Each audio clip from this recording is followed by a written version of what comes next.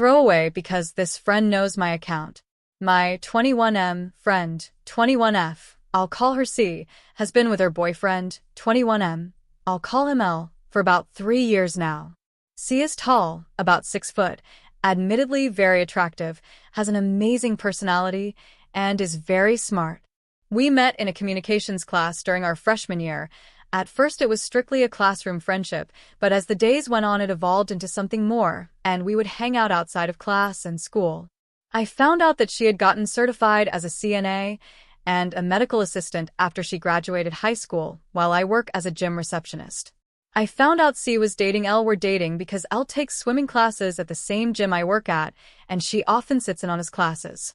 L and his family are extremely well off, and he has bought C a car, vintage runway clothing and regular clothing, a new desktop setup, pays for her hair and nails when she gets them done, sends her bouquets of flowers with chocolates often, took her to see Beyoncé's Renaissance concert in LA, Stockholm, and London, and more things that I don't care to share.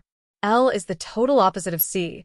He is an ambulatory wheelchair user and would be about 6 feet 7 inches if he could stand up for that long lol.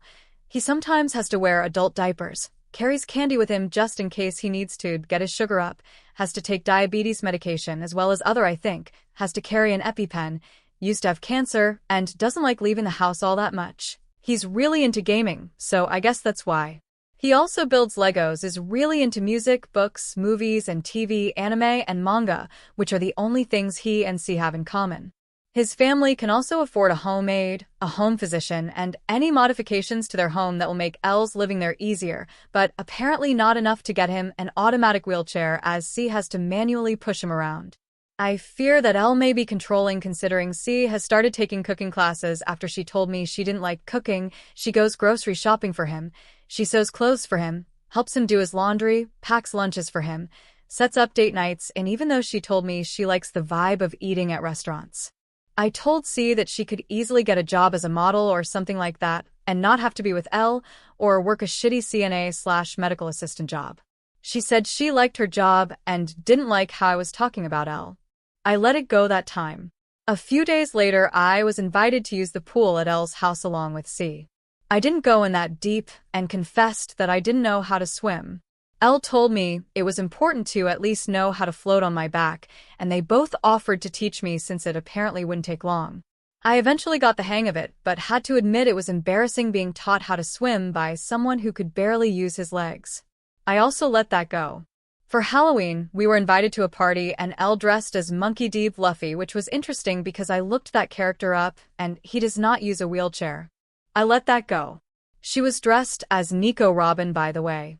We went on a double date to dinner and a movie, which was kind of embarrassing knowing he was probably wearing his diapers. I let that go as well.